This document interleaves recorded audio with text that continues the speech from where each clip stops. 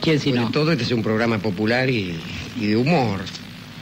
Y como nos gustan los tópicos y los lugares comunes, hablamos de aquello que se habla todo el tiempo. ¿Quién no habla de Mozart hoy día? Bueno, basta poner el programa de Neustadt, el de Tinelli, los noticieros, Todos y todo el mundo hablando de Mozart, cuando es que no están hablando de Hegel, de Kierkegaard o de esas cosas. Sí. Tendría que haber algún resquicio para aquellos temas elitistas, como por ejemplo los hermanos Schocklender, sí, el Plan Cavallo, esos sí, temas que se supone que configuran el pensamiento, importante, además, el pensamiento profundo. Mientras que hay otro pensamiento que es de evasión, sí, que, frívolo, que consiste en hablar de la muerte, del amor, de la angustia y de esas cosas. Eso. La gente profunda habla de las máquinas que han instalado en los colectivos. Bien. Mozart, por hablar de un tema frívolo, nace en Salzburgo, no es que el nacimiento sea un tema frívolo. En 1756, y no era austríaco, porque Salzburgo era en aquel entonces una ciudad bávara, ya que no bárbara. Su padre era músico también, no el suyo, Jorge Dorio. No, Dios lo perdone. Sino el padre de Mozart, Leopoldo. Era músico y al mismo tiempo ayuda de cámara del conde de Thurn. Y esto era común, ser a un tiempo músico y ayuda de cámara. ¿Por qué? Los nobles tenían a veces exiguos presupuestos que no les permitían mantener al mismo tiempo una dotación de servidores y otra de músicos. Entonces, tenían la precaución de contratar músicos que al mismo tiempo pudieran servir, por ejemplo, de cocineros o de... Un ballet y un ballet. Sí. Leopoldo, el padre, no era un mal músico, pero bueno, tampoco era un genio. Era una época en donde salían buenos músicos debajo de las piedras. Como hongos después de la lluvia. Sí. Como no era tonto tampoco, advirtió enseguida la inteligencia precoz que tenía su hijo. Y también tenía una hermana, Wolfgang, que se llamaba Mariana, y que era unos años mayor que él, que también tocaba muy bien el clavecín. Entonces el padre hizo lo que tantos.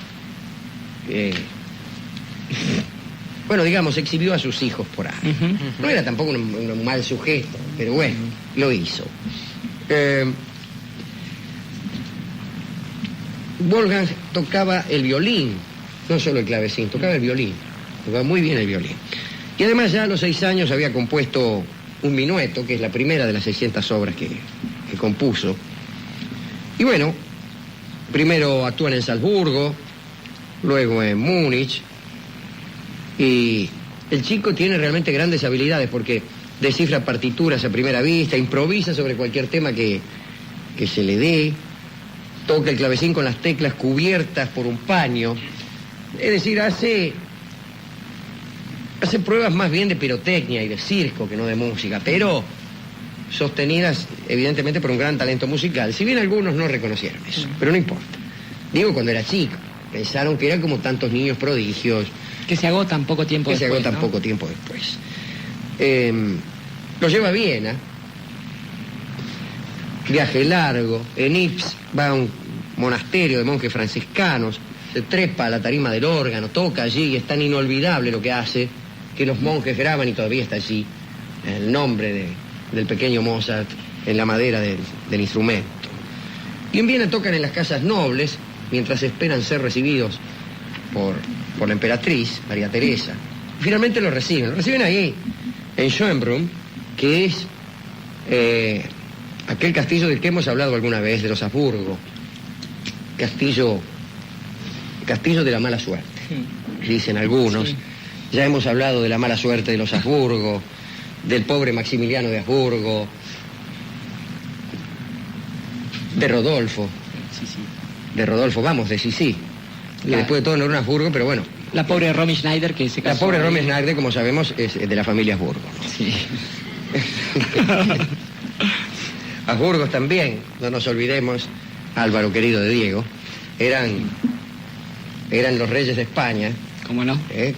Carlos I, Felipe, y así hasta el pobre Carlos II el hechizado, que fue el último de los Habsburgos que reinó en España, y después ya vinieron los Borbones. Pero bien, era esa familia. Y ahí toca Mozart. La emperatriz era María Teresa. El dorima de la emperatriz creo que era Uno de Lorena era. Bueno, pero la hija de ellos, una hijita que juega con Mozart, es se llama María Antonieta. Y bueno, casará mal, pobre. Casará equivocadamente porque va a casar con Luis XVI, y tan justo, ¿no? Justo. Sí. Dicen algunos, y yo no lo creo, que Mozart jugando le dijo, algún día te casarás conmigo, pero esas son cosas que se inventan después para redondear las historias, ¿no? De todos modos hubiera hecho mucho mejor negocio casándose con Mozart. Sí, señor. Y no perdiendo la cabeza, sino más. Pero hubiera corrido la liebre porque Mozart nunca tuvo mucho dinero. Hay gente que con tal de tener dinero es capaz de perder la cabeza. Incluso de casarse con Luis XVI, sí. Sí. Toca también en París, ahí está con el rey, que no era Luis XVI, sino Luis XV. Está la Pompadour, que parece que le niega un beso, hay también una anécdota. Parece que Mozart le pone la cara para que la Pompadour le dé un beso y la Pompadour se niega. Bueno, todo pinta bien, pero se enferma el pequeño Mozart. Le agarra una escarlatina de padre y señor mío, se gastan toda la guita en médicos. Y bueno, el entusiasmo de los nobles cae y se tienen que volver a Salzburgo. El éxito había durado solamente 3 meses. Vuelven a París, hacen otro concierto ante el rey, no les va bien. Estaban por ir a Versalles y hubo una muerte en la familia, se murió, vaya a saber, no me acuerdo quién. Y entonces se suspenden todos los conciertos, entonces van a Londres. En Londres les va muy bien, toca Mozart ante Jorge III, Dios libre y guarde. Allí descubre la ópera italiana y conoce también a un señor que era soprano. Me dirá, ¿cómo un señor puede ser soprano? Bueno, mire. Bueno, de un modo muy doloroso. Sí. Hay que poner mucho empeño para eso. Sí, le cuesta mucho a un hombre ser soprano. Esta no era otro que Manzuoli, el famoso soprano castrati, que, bueno, eran así como. Hemos hablado, los castrati eran, pero una estirpe de cantantes muy considerable, dado que en cierta época las voces femeninas prácticamente estaban prohibidas. Sí, hemos hablado también, Alejandro, de otra cosa, y es que nosotros, incluso aquellos que amamos desde la sabiduría o desde la ignorancia la música, no sabremos jamás cómo era el registro que lograban los castrati, porque solo se conserva un registro. Una grabación que es, creo que del año 1910. Muy pobre. Muy pobre técnicamente, pero además de un exponente bastante mediocre de aquella raza. Estirpe, sí. Y descubre el piano. Estamos hablando de Mozart como si fuera un artista consumado y tenía 8 años el tipo. Bueno, a los 10 vuelve a Salzburgo, el arzobispo de Salzburgo le encarga un oratorio a componer en 8 días y se pone a mirar cómo lo compone. Claro, porque tiene miedo que suceda lo que en tantas casas, que cuando a un niño de 8 años le encargan un oratorio, ¿quién lo compone? El padre. Le ayudan los deberes. Confiesen ahora aquellos padres que están escuchando el programa, a cuyos hijos les han encargado un oratorio. Lo ayudó. Seguramente le ayudan ustedes, no lo nieguen. Y después pretenden que uno crea que el oratorio lo compone el nene. Algunos maestros después no se lo aceptan porque está demasiado bien. No, está demasiado bien hecho. Bueno, en estos tiempos que corren, donde la educación va al paso del más lerdo, eso es una verdadera desgracia. Sí.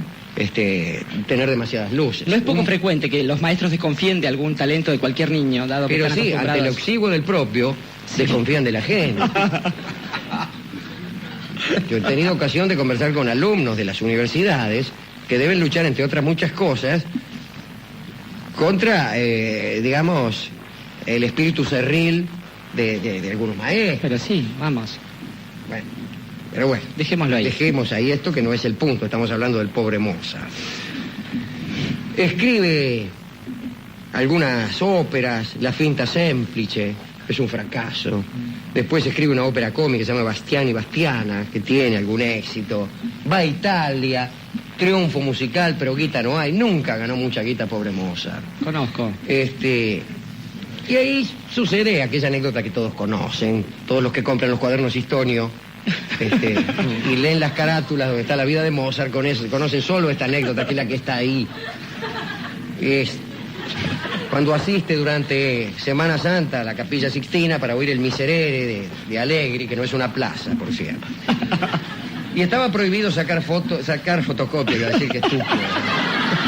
No solo estaba prohibido. Estaba prohibido por anacrónico, claro. Sí, los anacronismos estaban prohibidos. Era brujería, sí. Estaba prohibido sacar copia de la partitura. Es decir, ir al maestro y decirle, escúcheme, présteme la partitura que le voy a sacar copia. No se podía. Pero Mozart fue, la escuchó, volvió a la pieza y la escribió. Y después volvió al otro día a ver si estaba bien y no le había errado ni uno.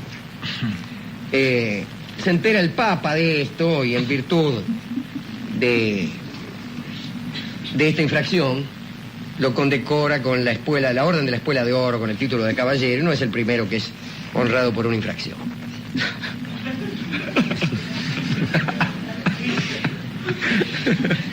Escribe, mire, una ópera que yo no conozco, y que fue un éxito, se llama Mitrídates, rey del Ponto. Sí conozco a Mitrídates, rey del Ponto, si no estoy equivocado, Mitrídates era aquel que tenía miedo que lo envenenaran. Claro, sí. Entonces, iba tomando pequeñas dosis de distintos venenos para acostumbrar su cuerpo a estos específicos, ¿no? Y lo mataron en el baño con un almohadón. No había tenido la precaución de ir tomando pequeños almohadones. De irse asfixiando de a poco.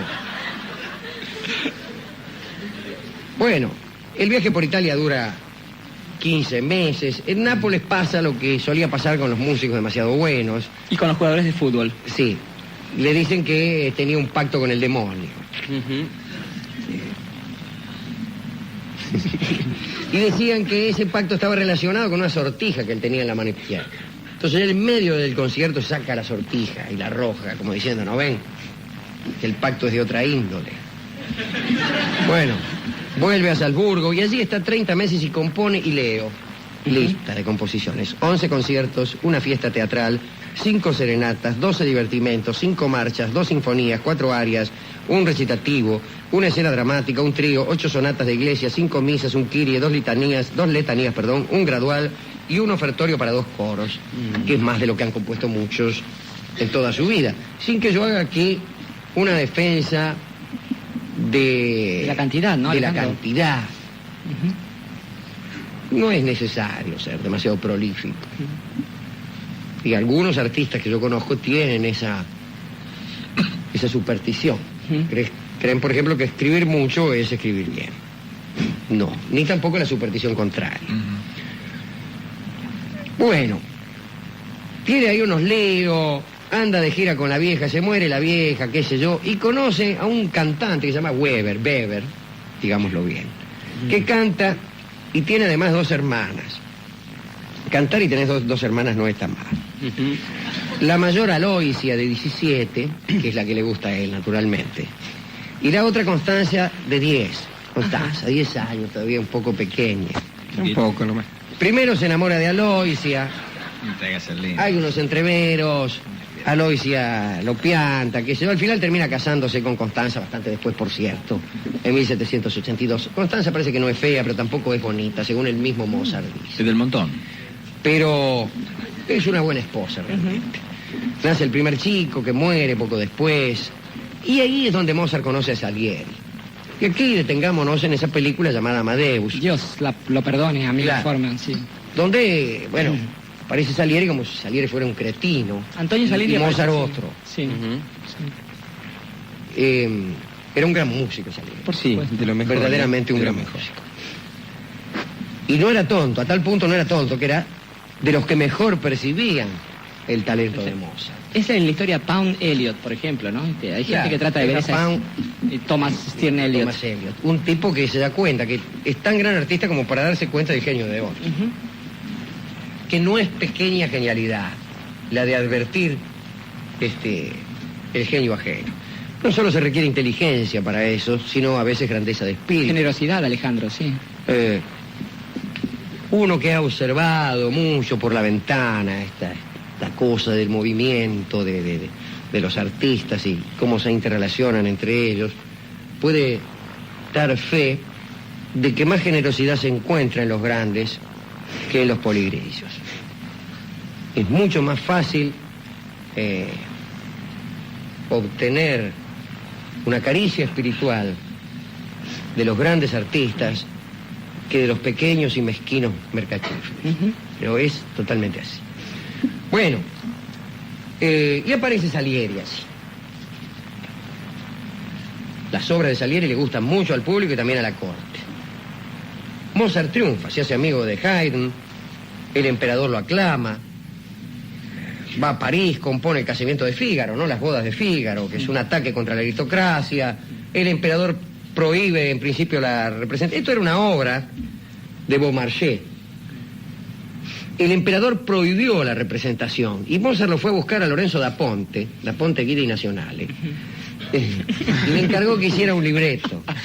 Qué línea, sí. Y ahí sale Las bodas de Fígaro, ¿no? La estrenan en Praga, después la estrenan en Viena, a pesar de que los partidarios de la ópera italiana no la querían dejar estrenar, etc. Bueno, y ahí viene el asunto. Una noche parece que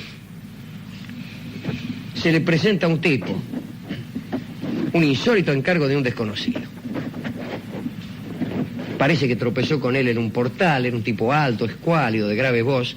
Le entregó una carta y en esa carta una persona que al parecer quería permanecer ignorada le encarga la composición de una misa de requiem, precio 50 ducados, y así. Hacía poco había conocido a un muchacho, un joven de 17 años, organista del príncipe arzobispo de Colonia. Se llamaba Luisito Beethoven.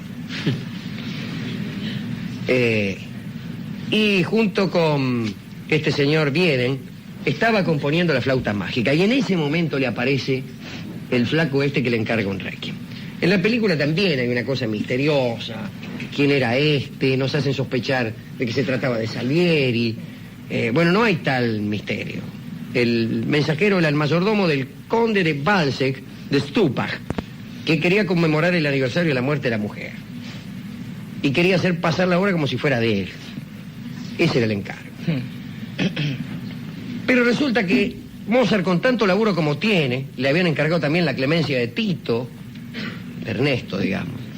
De Tito, el emperador romano que saqueó Jerusalén. Sí. Seguía trabajando en la flauta y en el requiem, y está agotado el tipo. Y se le mete en la cabeza la idea de que el requiem lo está escribiendo para él. Dice, este requiem, dice, es para mí, qué sé yo, me siento mal. En algunas cartas dice que presiente la muerte. Estrena la flauta mágica, es un gran éxito. Está obsesionado con esa idea. Su salud se deteriora. Y un 5 de diciembre del 91 muere Mozart. Lo ve la Constanza, llora muchísimo y se desata una tempestad, pero impresionante. De modo tal que el día del entierro, algunos amigos empiezan a acompañar al cadáver, pero ante la nieve y ante la sellisca y ante el viento lo van abandonando y el cadáver llega solo al cementerio, ya lo saben ustedes. No, es verdad. Sí, llega con el tipo que maneja el carro. No solo, claro. Sí. Vamos muchachos. Parece Milo Forman, Y cuando Constanza, pocos días después, va a visitar la tumba, se encuentra con que el cuerpo había sido depositado en la fosa común y lo cierto es que no se sabe dónde demonios está el cuerpo de Mozart. Sobre lo que viene después hemos hablado alguna vez. De Constanza, si aquel tipo que se casó con ella, en fin.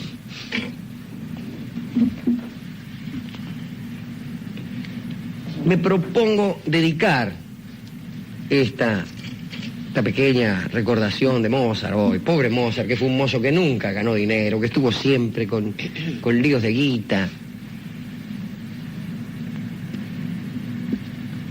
A las criaturas excelentes que suelen por esa misma excelencia tener dificultades en la sociedad en que les toca vivir.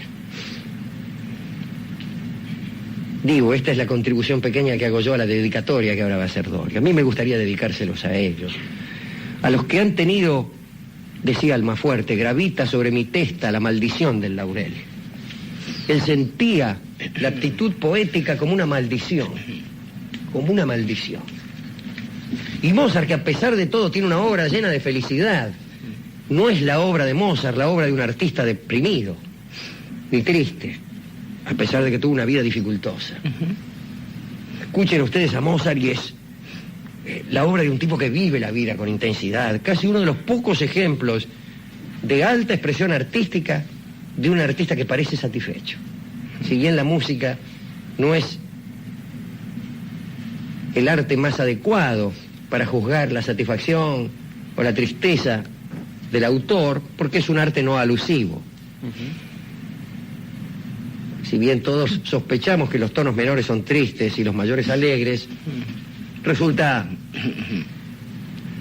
un poco difícil advertir, por ejemplo, el ateísmo de un compositor, o la opinión geográfica, o lo que un compositor opina sobre la política de Rusia. Cosa que, por ejemplo, un escritor es bastante fácil. No siempre. No siempre, pero bueno, digamos que leer a Tolstoy nos esclarece más sobre la política rusa que escuchar a Rimsky-Kórsakov. Sí, quizás. Escuchar la heroica en ocasiones también nos hace ver alguna idea sobre la política Pero si francesa. usted juzga que los cañonazos de 1800, de la abertura de 1812 son un relato de la invasión napoleónica, Sí, no son. no son. Y si lo son, son malos. Si a usted Sí. le parece que un cañonazo es un relato de la invasión napoleónica, Y si permítame decirle que Y si no son malos, además están equivocados. que Pero... quien ha escuchado el relato de una invasión los ha escuchado todos. Sí.